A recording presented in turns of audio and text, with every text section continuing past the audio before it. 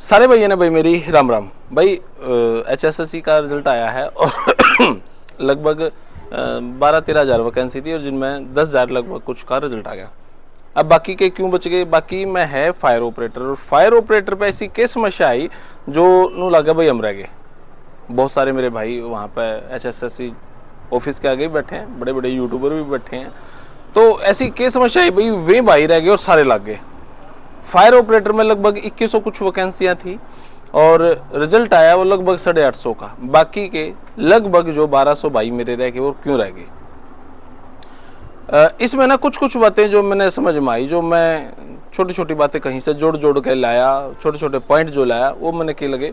पहला पॉइंट मेवात का विषय था।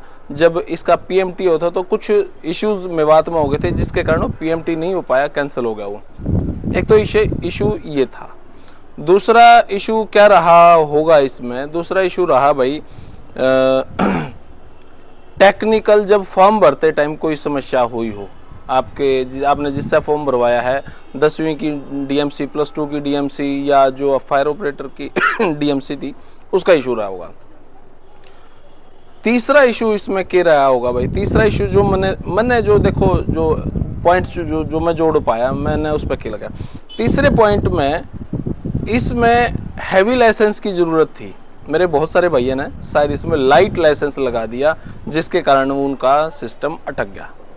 लाइट मतलब जो कर हम गाड़ी चलावा सिंपल सी भाई मारुति तो या मारुति है, बलेनो है, या जो सिंपल लाइट व्हीकल है मैं चलावा, वो लाइसेंस हमने लगा दिया। हालांकि लगना कौन सा चाहिए था?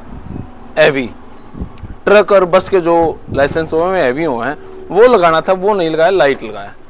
चौथा इशू जो आया, जो अहम भी कह सकते हैं, सारे ही अहम थे लेकिन जो उसमें है, इसके अंदर फायर ऑपरेटर का सर्टिफिकेट लगाना था। जिन भाइयों के पास है ना हैवी लाइसेंस था, उन्होंने क्या करा, नू बतावे हैं कि 25-25 हज़ार में 50-50 हज़ार में बाज के कहीं कहीं से छोटी मोटी दुकानें तक सर्टिफिकेट उठाए और बनवा लिए, जो MHRD से अप्रूव्ड तो थे लेकिन वो NCVT से अप्रूव्ड नहीं थे। कहीं ना कहीं उन मामले में समस्या आई। अगर आपका फॉर्म में हैवी लाइसेंस है प्लस आपका सर्टिफिकेट MHRD की बजाय NCVT अप्रूव्ड है, तो कहीं ना कहीं आपकी नौकरी लगने के चांस ज़्यादा हैं।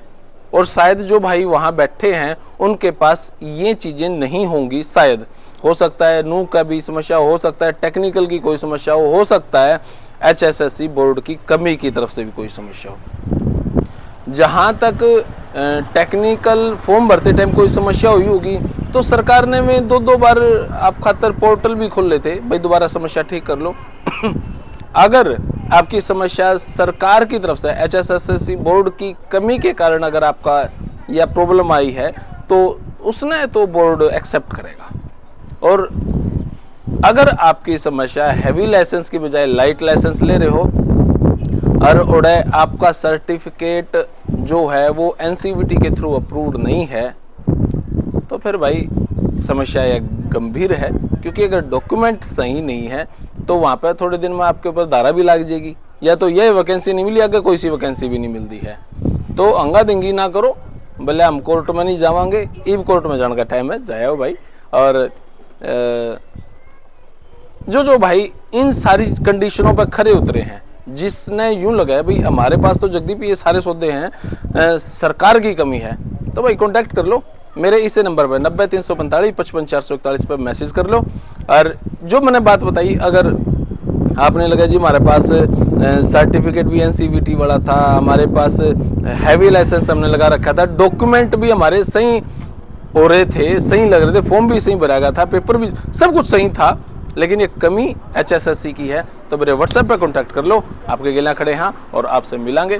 बाकी अगर मेरे बताने में, मेरे समझाने में कोई कमी रह गई हो तो आप मेरे को करेक्ट कर सकते हैं, भाई जगदीप तो ओड़ा गलत था, ओड़ा सही था, या मेरे से आप समझा को यहाँ पे ये पॉइंट भी हो सकते थे, हमारे साथ ये गलती हुई।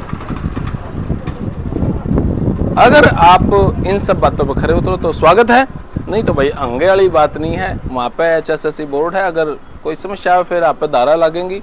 अगर आप गलत बैठे हो तो सही हो तो आपके गिले यहाँ। और मैं इस मामले में अपडेट में हूँ, मैं जानकारी लेने लग रहा हूँ। बाकी और जल्दी जानकारी आपको दी जाएगी। रही 56-57 की बात, बहुत जल्दी अपडेट लाने वाला हूँ। धन्यवाद। जय हिंद, भारत माता की जय। थैंक यू मेरे भाई।